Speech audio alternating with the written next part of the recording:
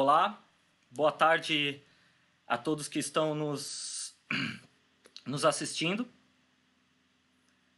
pelos canais do NEAV, né? No Instagram, no Facebook e também pelo YouTube. Tá? Estamos aqui para a nossa live, né, hoje, que vai versar principalmente sobre o tema da bioconstrução, permear por aí dentro da permacultura, tá? Cujo título é Novas Formas de Ocupar, Morar e Construir. Para falar sobre esse tema hoje, nós convidamos a Beatriz Orongoso, né, que é formanda em Arquitetura e Urbanismo pela Uniaselv.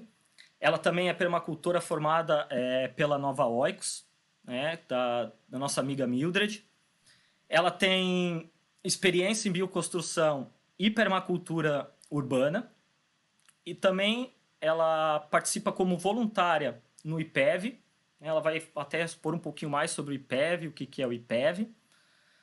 E também foi nossa parceira, eu diria que até consultora também, né, de algumas bioconstruções que a gente fez pelo NEAV, como o Telhado Verde e a Geodésica também.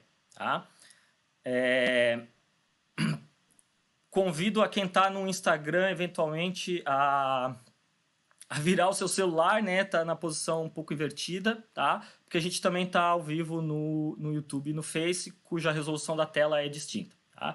Eu passo a palavra agora para a Bia poder se apresentar e apresentar também um pouquinho do IPEV. Oi, boa tarde, pessoal. Então, eu sou a Beatriz, eu sou voluntária do IPEV. O IPEV, então, é o Instituto de Permacultura que tem no Vale do Itajaí. E ele já existe há 2 anos, né? Quase 2 anos e meio agora.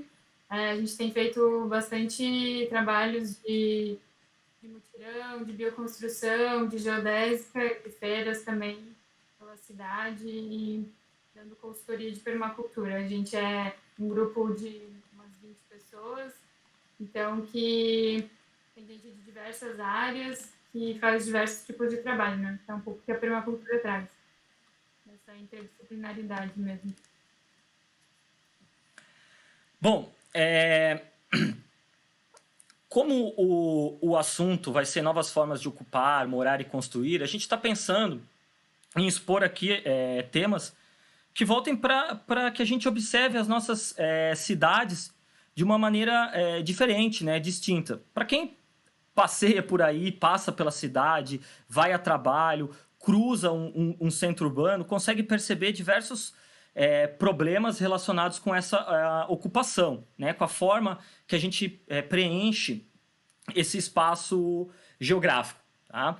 Então, eu gostaria que a Bia, com essa visão, né, de quem trabalha com arquitetura, com urbanismo, pudesse talvez mostrar um histórico dessa ocupação urbana aqui na nossa região, né?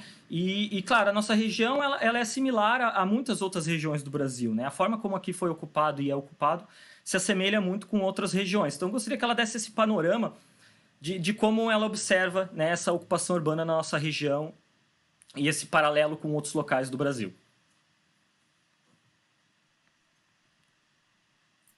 Então, né, como a gente pode ver no próximo slide ali, a gente tem a forma como a cidade é na maioria dos lugares do Brasil e até de outros lugares também, né?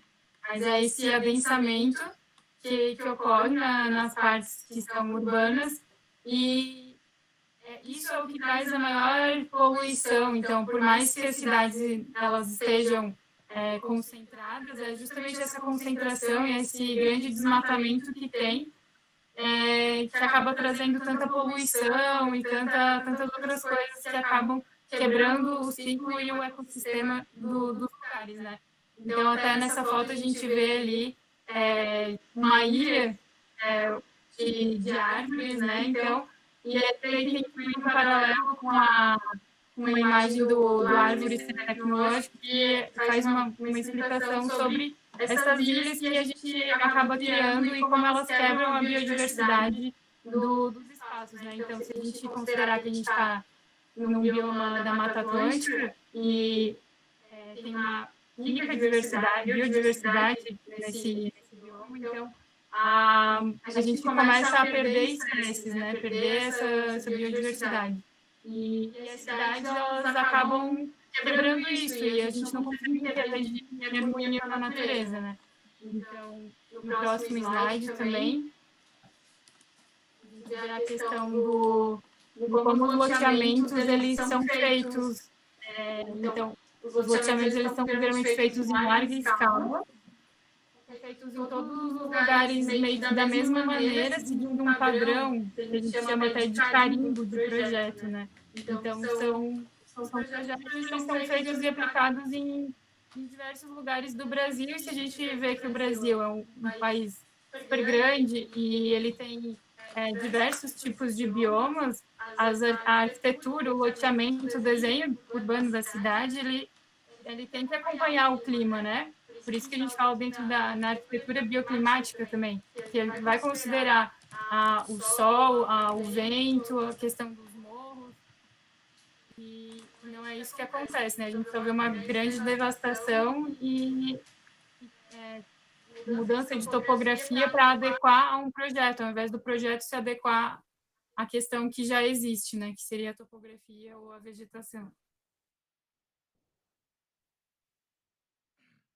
Então, ali, o paralelo da figura, ele mostra o quanto a devastação e esse desmatamento, ele está causando também essa mudança no clima, né? Então, enquanto as árvores, elas são importantes, não só para fazer uma sombra ou ter uma árvore em um canteiro, em uma rua. Não adianta, a gente tem que ter uma massa de árvore para o clima ele continuar ameno, assim, né? Ele não ter uma grande amplitude e seguir o seu curso natural, então, porque senão a gente começa a ter muita chuva em alguns períodos e secas em outro.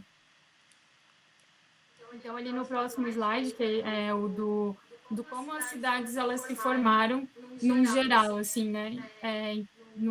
As pessoas começaram a precisar, quando começou o sedentarismo, então as pessoas precisavam de água e então elas começaram a se assentar perto de rios e córregos. E, no geral, as cidades elas se formaram assim.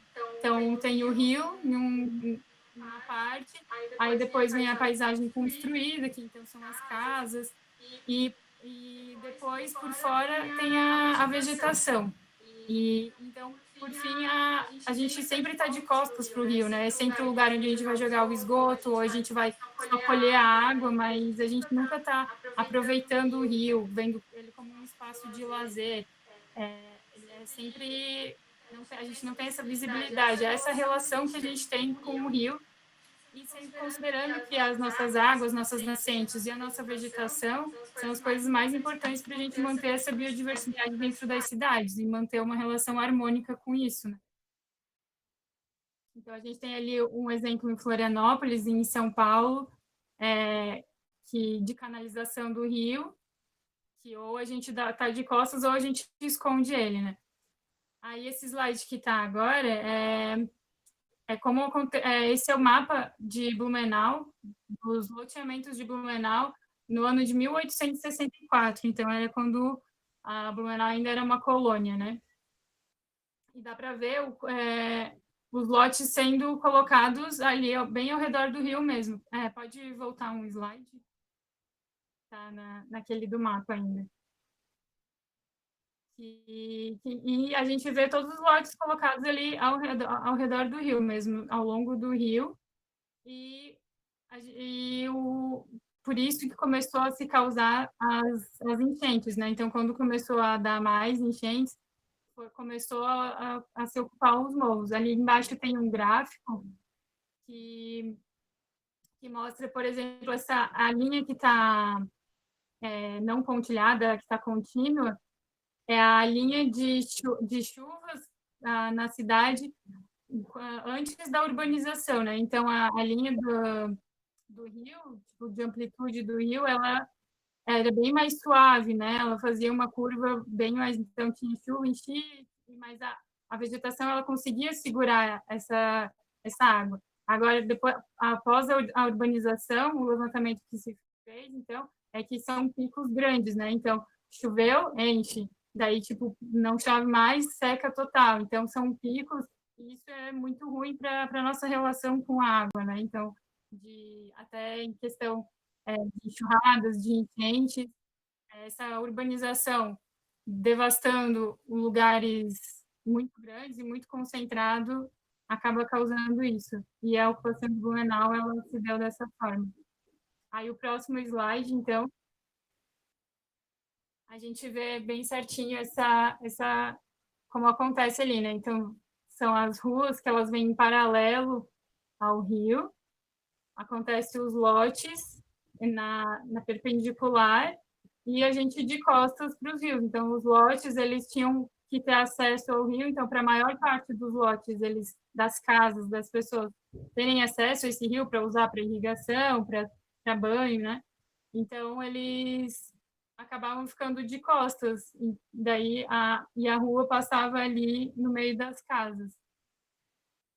E quando começou a ter uma maior industrialização aqui em Blumenau, e começou a vir mais pessoas para cá, então Blumenau passou a ser um grande polo, começaram a vir vários operários para as obras, para as fábricas, e então começou-se a usar os lotes que não estavam loteados ali pelo Dr. Blumenau, que eram aqueles que estavam ao redor do rio, então começou-se a ir para os morros, foi aí que começou a ocupação nos morros.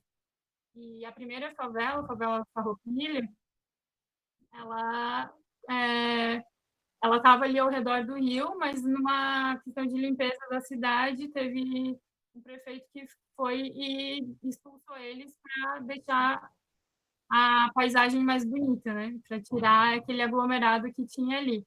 Então, na próxima imagem, ali a gente consegue ver a favela Farroupilha, que foi a primeira, e ela foi deslocada para os morros. Então, eles foram cada um ou para a Rua Araranguá ou para Pedro Kraus, e é assim que os nossos morros eles são ocupados hoje.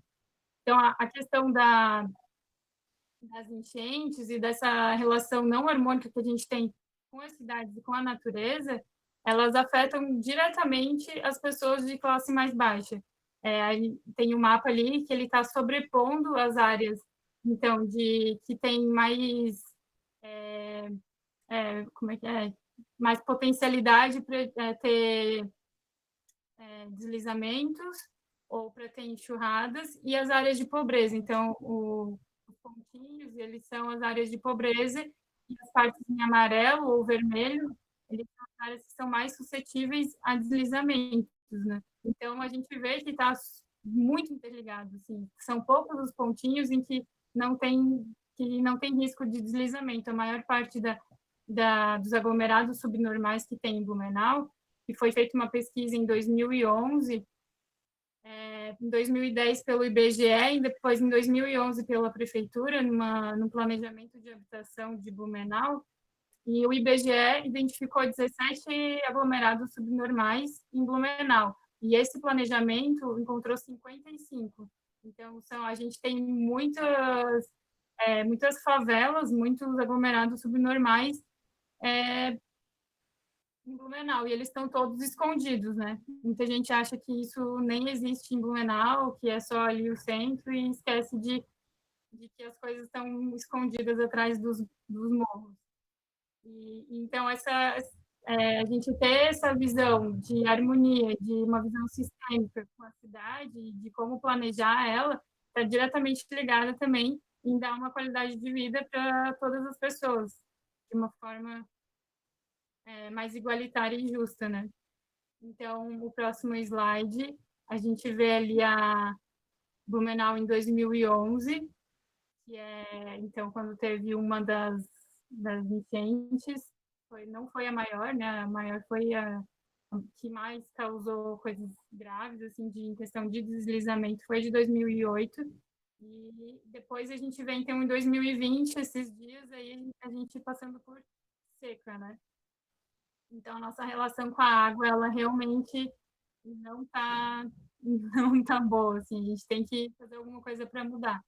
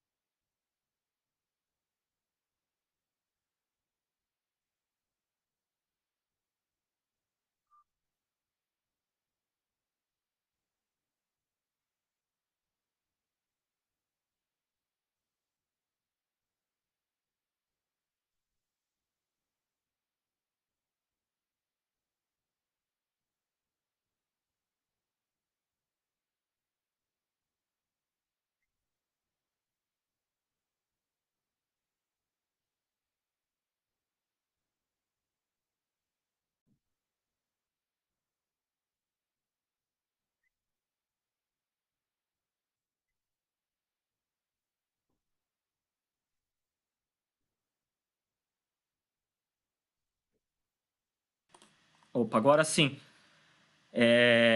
Acho que o meu fone estava sem som.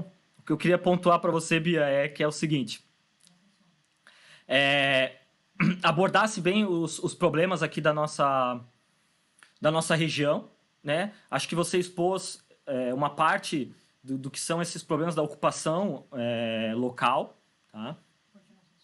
E, e o ponto que você tocou de essas ocupações nossas irregulares, delas estarem escondidas, né? É, inclusive foi falado na live de ontem que o assunto era outro, né? Estavam tratando sobre outro assunto, sobre outro tema, tá? Então, para você ver como essas relações entre cidade, sociedade e ocupação, elas se correlacionam, né? Bom, pensando que a gente tem esses problemas todos da ocupação urbana, o que poderia ser uma alternativa, né? A gente apresentou aqui o IPEV como um instituto de permacultura do qual você faz parte, né? A permacultura e planejamentos mais ecológicos, eles seriam uma alternativa, talvez, a essa ocupação irregular que a gente faz, e sem pensar nessa questão ambiental também, como você bem pontuou, a questão do rio, a gente vira as costas, muitas vezes a gente não percebe o sol que está aqui, né, nos banhando com energia, então a gente faz as ocupações sem levar em conta os aspectos físicos, né, geográficos que elas nos impõem muitas vezes.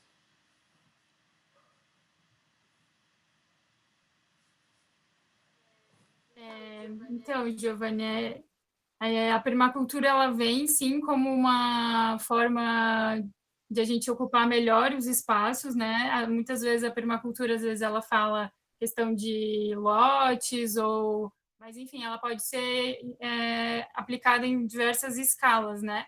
E a escala de cidade a gente pode sim pegar a filosofia da permacultura de ter uma visão sistêmica, né? A visão holística das coisas. E em todas as escalas a gente tem que pensar nisso. Pode passar para o próximo slide, que do lance de fechamentos de ciclos, né? Para mim, a permacultura ela traz muito isso. Então, a gente vai pensar em. Quando a gente for pensar em implantar alguma coisa, a gente vai sempre pensar de onde vem, para onde vai, como isso vai acontecer e fechando esse ciclo, sabe? Então, a questão da água ela é muito emblemática, né? Tanto dentro da permacultura quanto nas cidades, porque ela é uma das nossas fontes de vida, né? Então, aqui a gente tem um exemplo de uma casa, né? Aqui, então, tipo, a gente vai recolher a água da chuva, essa água a gente pode fazer um chá, o chá a gente vai fazer xixi, esse xixi vai para a bananeira, daí da bananeira a gente vai pegar a banana, que vai voltar para a gente. Então, é sempre pensar, em cada intervenção que a gente faz, a gente pensar nesse fechamento de ciclo. A permacultura, ela pensa nesse design, né? Então, ela traz esse conceito de design, que é um planejamento inteligente, um planejamento intuitivo e inteligente, criativo. Então, a gente vai estar sempre olhando e agindo, e olhando de novo e agindo, e sempre nesse sentido de não ter algo, uma extração ou um pensamento linear, né, que é o que acontece hoje em dia. Então, a gente pode ver ali no próximo slide que existem já há bastante tempo outras alternativas de planejamento urbano. O planejamento urbano que aconteceu em Blumenau ou no Vale do Itajaí, em específico, com a imigração alemã, ela teve uma tendência da colonização, não, do desenho urbano da Alemanha. Então, eles trouxeram muitos princípios, muitas coisas, até a questão da linearidade, das coisas ortogonais, tipo, então, eles trouxeram aqui para Blumenau e para o Vale. Pela questão dos morros, eles tiveram que adaptar, né, esse desenho, só que já existem outras formas. Uma das formas de planejamento urbano, que foi um dos primeiros, assim, que está de pensar a questão ecológica e ambiental, é a Cidade Jardim. É de 1898, acho que é. E, então, o Howard ele pensou nas 3 esferas que existem, né, em questão de cidade, que é a cidade urbana, a cidade rural, e ele pensou que a melhor forma, tipo, seria essa região que é a periurbana, que então ela está no meio entre a rural e a urbana. E então ele propõe uma ideia de cidade onde os caminhos das cidades eles não sejam acessados, por exemplo, por automóveis. Então, a gente vai ter linhas de trem que vão ficar nesse círculo mais por fora. E quanto mais vai entrando, então, aqui ficam as residências, aí tem grandes avenidas com jardins, aí a parte mais central ali fica igrejas e comércio, no meio um parque, e depois, mais no meio, ainda ali no centro, um outro grande parque e jardim. E também ter números limitados de pessoas. Então, ele propõe ali 32 mil habitantes, né? E aí o círculo maior, aqui o círculo fechado, mostra, então, uma cidade maior e outras cidades menores. Então, e as áreas rurais também, todas aqui. Então, a gente vai ter o alimento que vem de perto, a gente vai ter todo o nosso ciclo fechado dentro da nossa cidade. E pensar sempre em cidades pequenas. Se a gente for pensar, o Brasil ele é dividido em muito menos cidades, em comparado, por exemplo, com a França. A França é um país muito menor, mas ele tem muito mais cidades. Então, ele é muito mais dividido e isso torna mais fácil a gente conseguir administrar, planejar as coisas, né? Outro modelo, então esse aqui, do planejamento urbano da cidade de Jardim, ele é uma teoria. Ele foi aplicado em alguns casos, mas não inteiramente. Ele nunca conseguiu ser colocado 100% na prática. Aí o próximo slide traz um exemplo de uma cidade na Índia que se chama Auroville. É uma cidade de 1969, pensada por uma mulher, a Mira, e ela também ela pensou essa cidade com 50 mil habitantes no máximo, ela tem esse formato redondo, que tem o conceito de galáxia, mas que é mais ou menos parecido com a cidade de Jardim, assim, ela tem um grande templo no meio e grandes áreas verdes que vão se conectando e separada por alguns lugares onde vai ter, então, a questão de moradia, a questão institucional ali, e de comércio, mas também é uma cidade onde não tem propriedade privada, isso que é bem, bem legal, assim, eles têm a moeda deles, e eles tem uma diversidade de arquiteturas, então eles têm coisas de barro, tem de container, tem de diversos lugares, até porque eles aceitam pessoas de todos os lugares do mundo. Então, tem um centro cultural da França, um centro cultural do Brasil. Então, e eles estimulam muito a questão da arte, né? Porque a idealizadora, ela era artista plástica, gostava de dança e tal. Então, é um grande exemplo, assim, de, digamos, urbanismo ecológico na prática. Já existe há muito tempo e hoje já é considerado pela Unesco um patrimônio, né?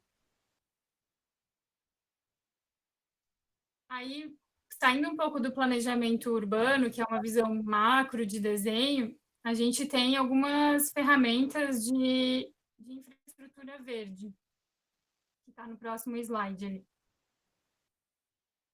Então, quais são as ferramentas que a gente pode aplicar na nossa cidade, ou até em questão de bairro, de rua, às vezes está na associação de moradores, aí tu consegue, ou até numa instituição.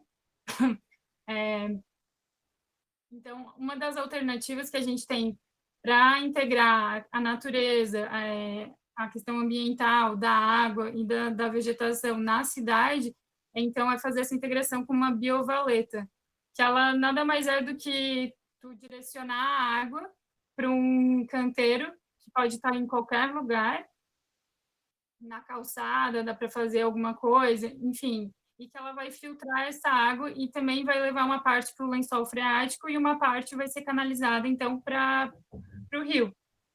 Mas já vai muito menos água e ela vai bem mais limpa. Então, a gente consegue fazer essa limpeza da água em qualquer lugar, em qualquer gramado. Por que a gente tem só gramados, né? A gente tem que ter plantas que elas tenham algum valor. A gente coloca só plantas ornamentais, muitas vezes elas não são nem nativas, então a gente tem que pensar nessa integração do paisagismo com o que faz bem também para melhorar o nosso ecossistema como um todo, né? Então, aqui é um exemplo de como dá para fazer as calçadas, então, em formatos curvos, e na parte em que faz a barriga ali, tu coloca as biovaletas. E, inclusive, essa biovaleta, ela pode vir em desnível, assim, né? Tá no próximo slide ali.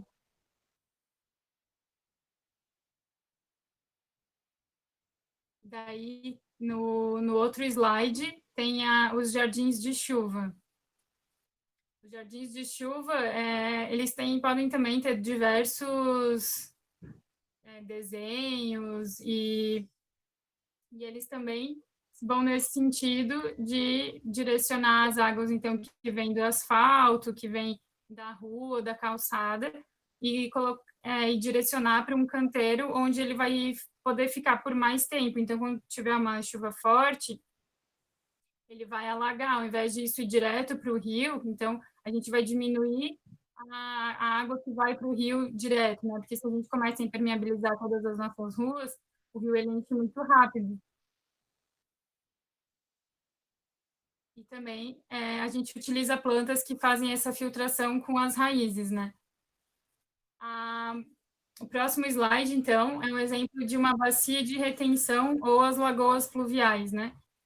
Esse exemplo ele existe já em alguns lugares, já tem aqui no Brasil, tem em Minas Gerais, Curitiba também é um dos grandes exemplos assim de bacias de retenção. Então eles dá para fazer um parque ao redor, dá para fazer vários lugares. Se tu mapear os lugares que eles enchem com mais facilidade, então a gente vai percebendo as bacias que são formadas na cidade, né?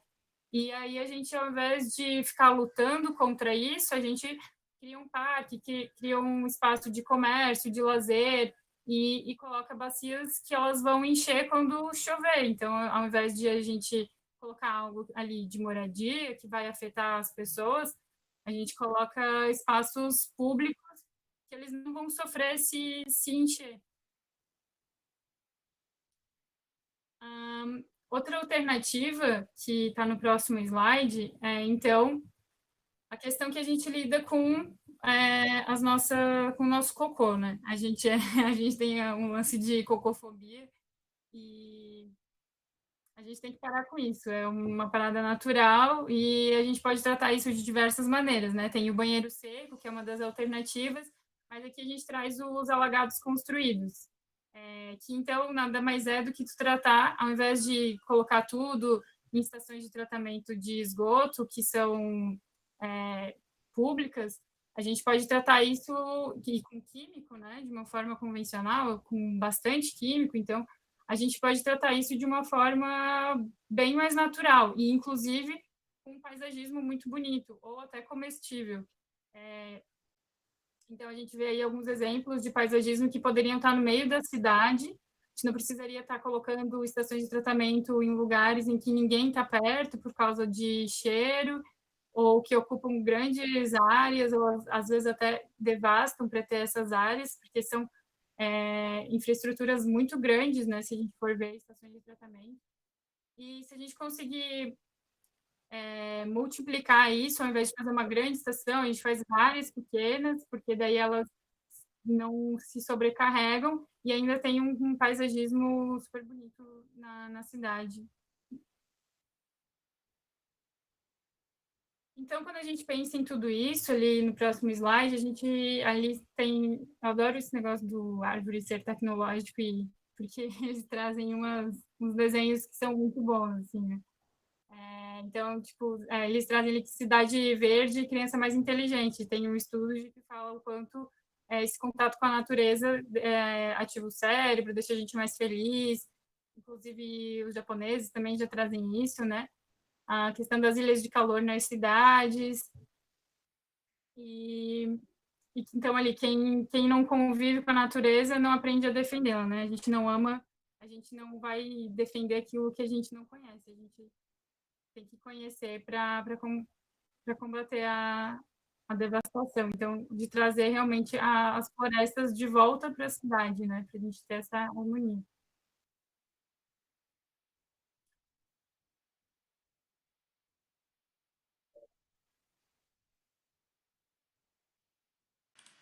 Bem, acho que tu correlacionou agora, né, expôs aqui para nós algumas das soluções, né, que podem ser apresentadas para toda essa ocupação de uma maneira desenfreada que muitas vezes a gente promove, né? E acho que todos esses exemplos, eles se trouxe coisas reais, né? Que elas estão sendo aplicadas em diferentes locais, como você bem mostrou, né? A cidade na Índia, um outro projeto de cidade anterior, essas, vamos dizer assim, estações de tratamento alternativas, tudo isso são coisas que não estão só no papel, né? Elas já estão sendo aplicadas em diversos lugares e com êxito, né?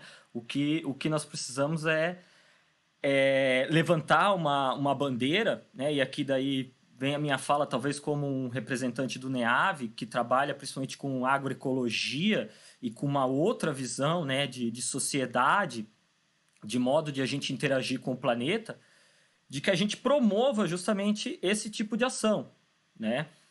Por isso, talvez a nossa parceria com o IPEV, com a Bia aqui representando, né, para que a gente lute para que esse tipo de ação, esse tipo de ocupação, esse tipo de tecnologia possa ser implantado na nossa sociedade também, na nossa região, na nossa cidade. Esse que é a nossa luta aqui, né? O que a gente busca.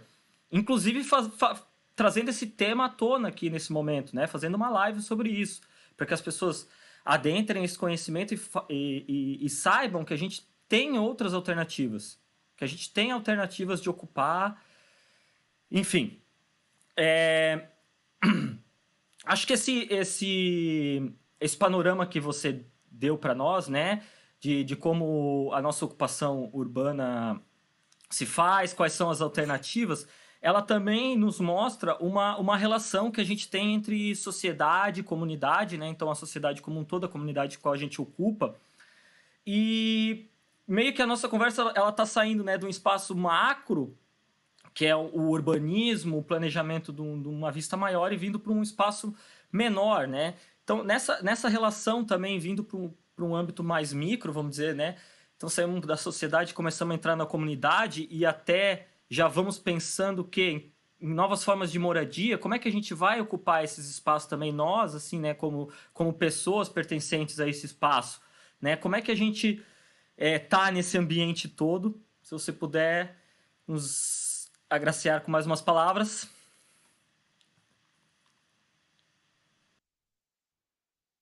Eu só queria fazer ali um adendo, porque tu falou da questão de tu como representante até do NEAV e de um núcleo de agroecologia, né? Eu acho que a gente tem que lutar muito mesmo, principalmente para as instituições, assim, para que elas já deveriam, né? Principalmente instituições de pesquisa, que são as universidades.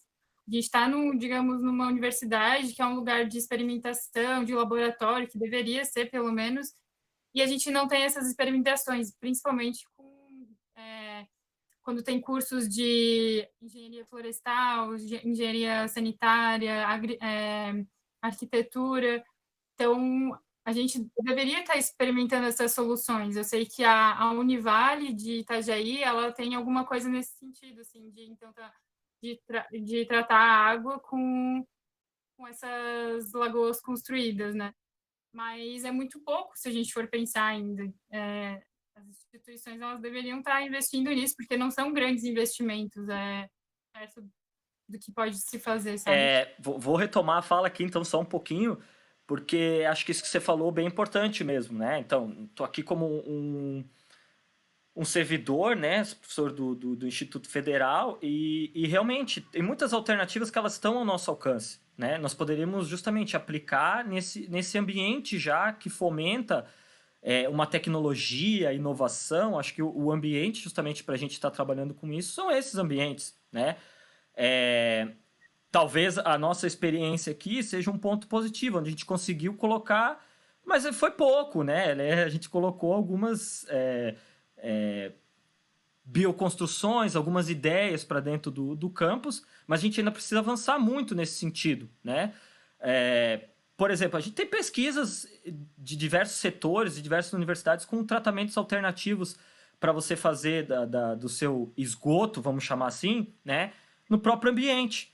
Então, por que o ambiente de uma universidade, de um instituto, não ser o ambiente para fazer esse teste, né? Para a gente estar ali executando esse tipo de ação. Acho que a sua fala foi bem, bem colocada. E por isso, talvez, a gente ocupar esse espaço e tentar trazer isso para dentro dessas instituições também seja um ponto positivo das nossas ações aqui, né, nesse momento. Bom, continua aí, Bia, por favor. Então, se a gente começar então, a pensar, porque a gente pensa a nossa relação com o meio e a nossa relação com o outro, né? Que a gente tem que sempre estar conectando e vendo as coisas de uma forma holística. E se a gente for pensar, nossas cidades elas se dando dessa forma, não é por qualquer coisa, porque as nossas relações entre as pessoas elas também mudaram muito, né? E quando a gente pensa nesse adensamento urbano, essa aglomeração de pessoas, que está ali no próximo slide, então, né? A gente mudou o contato. Então, a gente vivia na área rural, as pessoas viviam uma questão mais familiar, pessoas próximas, o contato era muito maior, contato de conversa, né? Ou até se a gente pensar em outros tipos de comunidades. E a gente tem, então, hoje em dia, atualmente, as relações de sociedade, né? Que, então, elas são relações que elas estão muito próximas fisicamente, mas, ao mesmo tempo, muito longe. A gente vê pessoas que não conversam com seus vizinhos, enfim, a gente não tem mais contato com as pessoas da nossa rua, a gente conversa só com as pessoas que a gente conhece, então, em cursos, em universidades ou no trabalho e pelo telefone. E essas relações de vínculo, elas foram se perdendo. Então, a gente tem que pensar nessa relação sustentável também, né? Que seriam, então, as relações de comunidade, que elas têm uma intenção, tipo, quando tu se muda para um lugar, hoje em dia, tipo, tu não escolhe teus vizinhos. Então, quando tu vai para uma comunidade, o sentido é que a gente escolhe as pessoas, a gente escolhe a nossa intenção de estar ali. Não é de uma forma aleatória, né? É uma forma que faz sentido. Então, pensando nisso, atualmente a gente tem visto dentro de projetos de arquitetura e tudo mais, projetos na cidade, outras formas de morar, porque se a gente pensa que as relações elas estão sempre mudando, a relação de comunidade ela tem sido trazida em vários aspectos atualmente, né? Tem várias pessoas questionando as nossas relações, as relações líquidas, né? Que é até colocada pelo Bauman. Então, no próximo slide ali, a gente vê uma das novas formas de morar que a gente tem, então, são os co-living. O co-living, ele nada mais é do que um espaço, um lugar, um prédio, em que as pessoas têm, então, um espaço mínimo, que é privado, ou não, pode ser, tipo, dividido, tipo, um quarto e um banheiro, no máximo vai ter uma cozinha muito pequena, assim, então são espaços pequenos que as pessoas têm, então, e elas têm grandes espaços coletivos, né? Então, a cozinha, lavanderia, tudo, e vai ter, às vezes, bar, espaços de lazer, que eles são coletivos.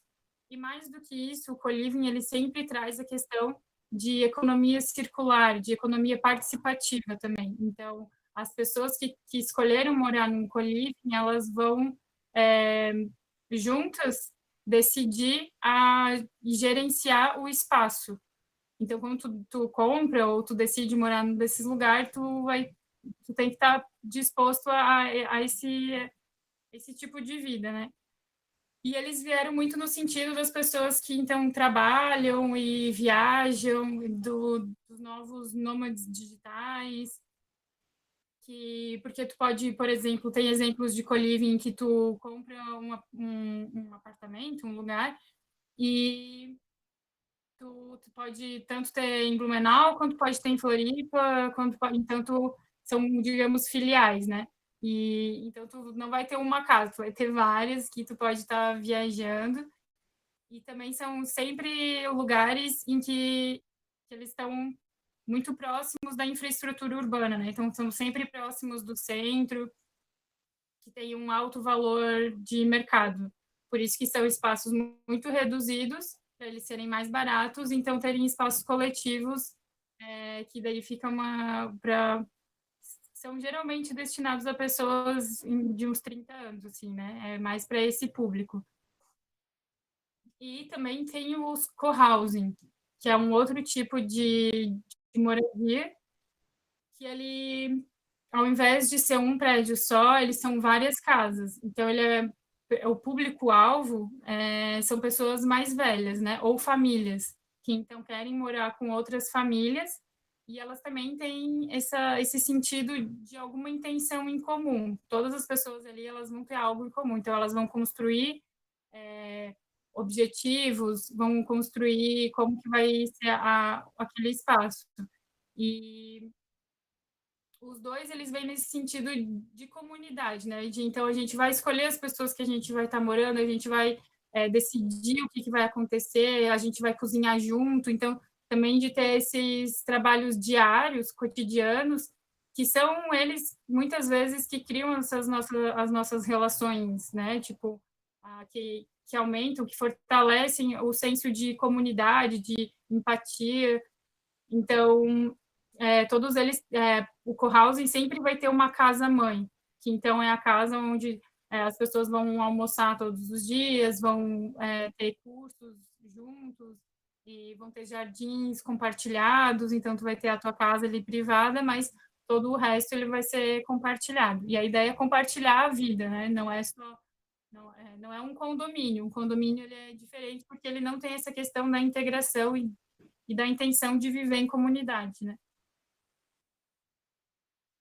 No próximo slide ali, então tem a outra alternativa, que então são as ecovilas, né? As ecovilas, elas já têm uma definição hoje em dia, elas são então comunidades intencionais, que elas podem ser tradicionais, né? Que são as tradicionais, então seriam as indígenas, quilombolas, ou as comunidades urbanas, né? Que pode existir ecovila na questão urbana. Então, que elas possuem ideias e objetivos em comum, e a Ecovila está muito ligada à sustentabilidade. Essa é a grande diferença dela em relação aos co-living e ao co-housing, que as outras não necessariamente vão ter uma pegada ambiental e ecológica. A Ecovila, ela necessariamente vai ter. Então, essa é a grande diferença. E hoje a gente já vê diversas ecovilas espalhadas pelo mundo, né, pelo Brasil também, que trazem a questão de viver em comunidade e trazer uma relação sustentável com o meio, com as pessoas e com o todo, né? A Auroville, que eu mostrei antes, é considerada uma ecovila.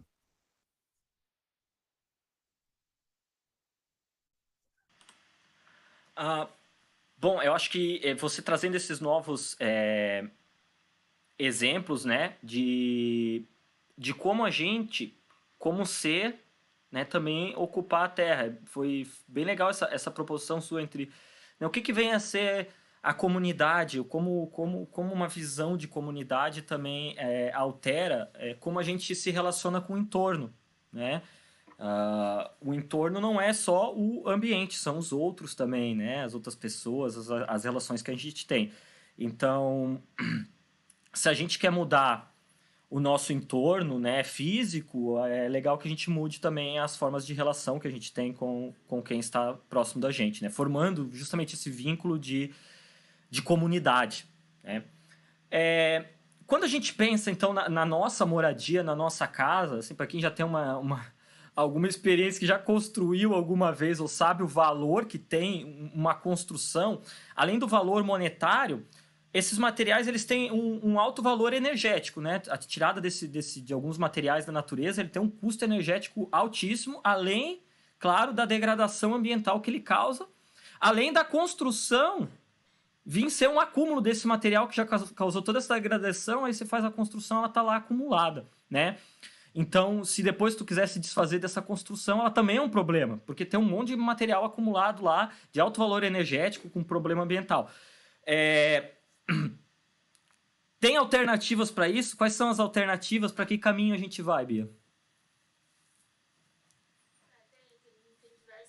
Pois é, tem diversas alternativas, né? Quando a gente pensa em construção e até pensar as diversas construções que a gente tem, tipo, até como a gente estava falando antes da questão bioclimática, né? Até isso também já é um passo à frente, porque o que a gente vê hoje é realmente muito atrasado, assim, se a gente for pensar. A gente já tem tecnologia para ver, por exemplo, uma edificação, quanto sol, qual é o custo energético dela, então a gente tem que pensar, assim, mas os materiais, se a gente for no próximo slide ali, então a gente tem uma foto, porque quando a gente não vê, a gente não parece que passa despercebido qual é a real assim devastação e o impacto que isso causa, né? Às vezes pensa, vou usar, não tem tanto problema, é só na minha casinha, só um pouco de cimento, só um pouco de aço. E tem vários outros materiais que não dá para trazer todos aqui, mas aqui tem duas imagens, porque são coisas são visualmente muito impactantes, né? Então, o aço, o cimento, o vidro também, eles têm um custo energético e de degradação ambiental muito altos. Ele não só de poluição ambiental no sentido de tirar as árvores, mas também de emissão de gás carbônico, de emissão de poluente, de diversos tipos de poluentes, assim. Então, é uma poluição muito grande, um custo energético muito alto, e então a gente tem que realmente pensar em formas alternativas, e esses materiais eles têm que ser incluídos em lugares que eles vão ser realmente necessários. Então a gente não fala nunca da exclusão total, assim, dos materiais, né? Então, quando a gente pensa nesses materiais, a gente tem que pensar aqueles, se a gente for usar, eles precisam durar, né? Precisam durar por muito tempo, porque pelo custo energético que eles têm que fazer valer, digamos, essa afronta com a natureza. Então, se a gente diminuir muito o uso deles, a gente já vai tá ajudando bastante, sim. Então, ali no próximo slide, uma das formas de alternativa é a bioconstrução, né? Que a gente pode estar incluindo na maior parte do projeto, se não em tudo. A bioconstrução nada mais é do que construir com o que tem ao redor, com o que tem vida, o que vai continuar vivo, que eu experimentei fazer uma parede, a gente pode estar tirando ela sem esse grande impacto ambiental, né? Então, a gente tem ali o exemplo mais clássico, que é o do João de Barro, que então a bioconstrução ela também fala muito, assim como a permacultura, da gente observar a natureza, né? Então a gente vai se inspirar. Se a gente for ver, os animais, eles são grandes arquitetos, eles fazem casas, os cupinzeiros, tem cupinzeiros que são enormes e que duram por muito tempo. Então, se a gente começar a estudar, analisar, olhar, observar e aprender com esses animais, a gente vai estar tirando muito conhecimento, muita sabedoria dali. Então, no próximo slide ali, eu trago alguns dos conceitos da bioconstrução, que então o resgate da arquitetura popular, né, da arquitetura indígena, quilombola, porque como a gente se afastou muito da questão ambiental, ecológica e de estar permanecendo nesses espaços, a gente parou de observar a natureza, coisa que esses povos eles faziam e ainda fazem, né? Então eles tiveram um conhecimento empírico e eles têm essa tradição de construção, de ervas medicinais, de várias coisas, né? Então a gente está olhando, aprendendo, consultando a arquitetura popular, ela é muito importante para a bioconstrução, porque quando a gente, para construir com material natural, a gente tem que entender ele, a gente tem que entender como ele funciona para a gente ir com ele, né, numa harmonia com ele, para tornar ele o melhor possível para a nossa construção e não ir contra ele. É por isso que é tão importante a gente estar sempre nessa integração com a natureza, né? O segundo conceito, então, é de uso de materiais locais e naturais. Se eu estou num lugar que tem pedra, eu vou construir com pedra, não vou construir com o barro, porque como é que eu vou tirar o barro num solo que está cheio de pedra, né? Então, o meu custo energético, que vai ser a minha energia, também vai ser muito alto. Isso também conta, porque isso vão levar mais dias de trabalho, enfim. Então, eu vou estar sempre observando o que tem ao meu redor, o que é mais fácil, o que tem menos valor energético, o que tem menos custo. Se a gente pensar nas cidades, a gente pode pensar também a questão do lixo, né? Então, ele tem um exemplo de uma casa feita toda com cimento e vidro, mas ela é basicamente com muitas garrafas, assim. Tem a foto mais embaixo ali, que tem um céu azul maior, ela é uma construção feita na Dinamarca e eles estavam numa ilha e nessa ilha não tinha muitos materiais, não tinha mais muita palha, ele estava bem devastada e aí só tinha alga. Então eles fizeram um telhado super grosso assim com alga marinha. Né? Então tem que observar e usar criatividade. Então o próximo conceito está no próximo slide considerar os resíduos como recursos, né? Então, de novo, ali a questão da água, ou até do banheiro seco, da gente estar, então, sempre fechando o ciclo, né? Aproveitar, então, a água da chuva, que vai vir, posso usar na minha descarga vai ir para a horta, minha horta vai voltar para mim, e sempre pensando nesses ciclos, ou então na lagoa de peixe. Então, não considera o lixo, ele não deveria existir, né? O lixo, ele é um erro de projeto, vamos dizer assim, porque a gente sempre pode estar fechando isso, né? Então, o quarto é a bioclimática, que é o que a gente já estava falando antes, né? Então, considerar o lugar que tu está. Então, a gente pensar, tem que saber onde que ele se põe, como que ele faz o seu percurso ao redor da edificação, como que ele vai entrar na janela, eu quero sol, eu não quero. Então tem que pensar nisso. A gente pode pensar em estufas para colocar, por exemplo, numa fachada oeste, onde eu quero, por exemplo, um Blumenau, que é muito quente, eu não vou querer tanto sol, né? Então a gente pode colocar coisas para barrar isso. Então uma estufa seria ótimo, porque ela já ia barrar o calor, ia produzir comida, enfim, então a gente tem que considerar o nosso lugar. Aí, nos próximos slides, eu trago algumas técnicas de bioconstrução em imagens, né? Basicamente, assim. Uma das de bioconstrução, que é a mais difundida, eu acho, uma das mais, né? É a taipa de mão. ela é bem, ela existe, tem bastante assim no Nordeste, tem bastante por aqui também. E ela é bem antiga, assim, eu sei que em Blumenau, por exemplo, já existiam casas de taipa há muito tempo atrás, que os indígenas já faziam. Então, essa é uma das técnicas milenares que a gente tem e tem deixado ela cada vez mais bonita. Existem projetos muito lindos, assim, de taipa de mão. Ali eu trago dois, um em Floripa e um em Itacaré.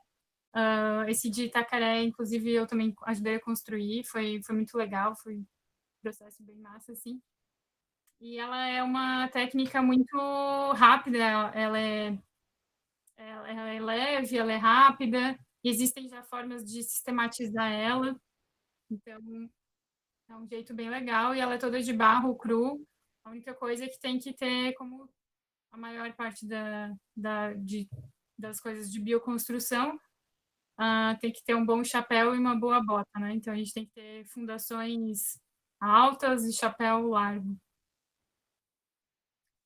Na próxima imagem, no próximo slide, tem a técnica de taipa de pilão, que ela permite fazer então essas camadas coloridas de terra, né? Porque como tu vai fazendo por camadas e vai apilando, e então tu consegue ter esses desenhos que são muito legais. E ela também é uma técnica milenar. Em Marrocos tem esses grandes prédios, que eles têm acho que até sete andares, e a gente vê, eles são todos de barro, né? Considerando o clima de lá, que é muito seco, então isso é muito possível, assim, já é muito utilizado. A muralha da China também, uma parte dela é construída com taipa de pilão, e a gente sabe o quão grande ela é e o quão Ô, resistente. Bia, vou te pedir só um minuto, porque eu imagino que daqui a pouco a transmissão nossa no Instagram vai cair, vai dar 1 hora. Só pra gente falar um tchau pra quem tava pelo Instagram. Obrigado pela participação, tá? A gente vai continuar até o finzinho, tá quase no fim, né, dos slides da amostra dela. A gente vai pelo YouTube e pelo Facebook continuar a transmissão, tá? Até o final dos slides, e quem sabe se alguém tiver alguma questão, quiser colocar lá no YouTube e interagir com a gente ainda faz mais uns minutos para uma conversa via chat, tá bom? Então, obrigado para quem esteve presente pelo Instagram. Daqui a pouco essa conexão vai cair. Quem nos viu aqui, curta o vídeo, se inscreve na nossa página, por favor, né? Tanto do Instagram quanto do YouTube e do Facebook também, se possível. Vou voltar para você, Bia, e você continua a sua apresentação, tá? E agora provavelmente a gente vai ficar só com YouTube e Facebook, tá? Assim, daqui a pouco cai no Instagram, e agradeço a participação de quem estava pelo Instagram.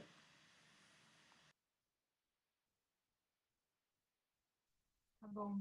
Eu agradeço também e agradeço pelo convite, tá, Giovanni? E agradeço quem estava presente aqui, prestigiando esse momento. Bom, continuando ali, a gente parou na taipa de pilão, né? Acho que dá para passar para o próximo slide já. Que, então a gente vai para a técnica de adobe, de tijolos de adobe, que também é uma técnica que já existe bastante no Brasil. E são tijolos crus, né? Então eles não são cozidos, e eles também permitem fazer, eles já existem há muito tempo lá no Iêmen também, tem construções bem altas, tem esse zigurate, então ele também permite fazer construções muito lindas e de vários formatos, várias alturas. O próximo slide é uma abóboda quase fechada de solo cimento do Ecocentro IPEC, que é muito linda, é muito, muito legal, assim, nunca tive a oportunidade de ir presencialmente, mas as fotos que eu vejo, assim, é muito legal, e ela é toda feita de tijolos de solo cimento, né, então, geralmente é 70% de barro e tem ali uns 30%, às vezes 10% de cimento. A próxima técnica, então, é de Super Adobe, que permite fazer. Ela tem geralmente paredes muito grossas, de uns 80 centímetros, então elas são paredes que são estruturais, né? Elas seguram o telhado e permitem fazer desenhos muito legais, assim, então mais arredondados ou umas ameba, assim, né? Tipo, é bem interessante. O próximo slide, então, é do. Ali o nome, é do Hyperadobe, né? O Super Adobe, a diferença entre os dois é que o saco é fechado, que é do Super Adobe, então ele precisa ir arame no meio, e do Hyperadobe os sacos eles são furados, são abertos. Então, uma conexão consegue fazer com a outra, assim, são sacos que eles são colocados enfileirados. E eles também permitem fazer bioconstruções bastante orgânicas, assim. E com uma questão de umidade que segura muito, né? Porque o barro, ele faz esse controle de umidade. Se a gente pensar, muitas doenças hoje, elas são colocadas, elas são impulsionadas por causa de muita umidade. Então, quando a gente tem esse controle, ele faz o controle de calor também, então o barro é um material muito bom para construir. Aí tem a técnica de Cobb, que permite fazer esculturas de casa, né? Que então ela não vai em nenhuma estrutura de madeira, então a gente pode ir esculpindo a nossa casa nos desenhos que a gente quiser. Aí tem alguns slides, tem mais para frente, a gente pode inclusive fazer móveis embutidos com o cobre e todos eles muito orgânicos. Tem outra técnica que é a técnica de palha. Então, a palha é um material muito bom para questão térmica também. Então, se a gente tem uma parede virada para o oeste, a gente pode colocar bastante palha nela, porque ela cria bastante ar dentro da parede, e o ar ele também é um isolante térmico, né? Então, é por isso que é tão importante a gente entender como que a nossa casa está colocada dentro do terreno ou dentro dos espaços.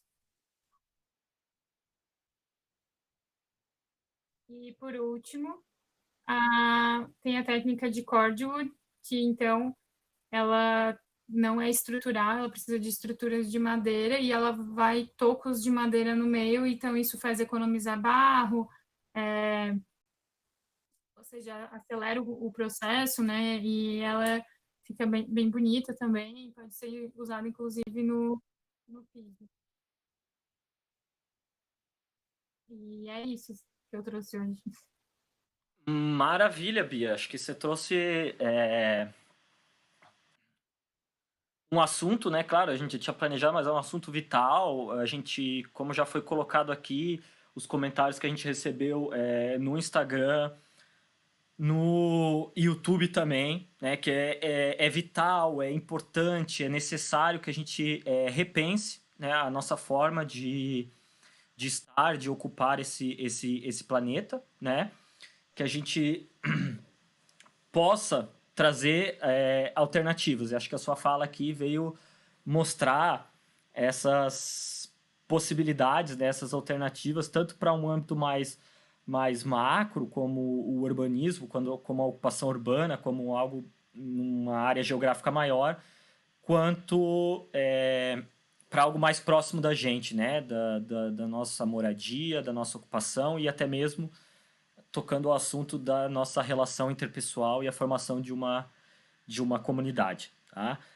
Agradeço aqui em nome do IPEV também, né, por ter topado essa participação, por ter feito essa fala, né, ter trazido o pessoal elogiou muito as suas imagens, né, além da fala que você trouxe imagens bem bonitas, bem ilustrativas, né, e obrigado por ter feito essa live aqui conosco. Eu quero agradecer todo mundo que estava online aí vendo a gente, tá? No YouTube, no Face, agora nesse finalzinho, né? E um abraço para todos, fiquem bem. Quem puder se inscrever no nosso canal aí embaixo, dar um curtir no vídeo, vai ser bacana, tá? E até a próxima.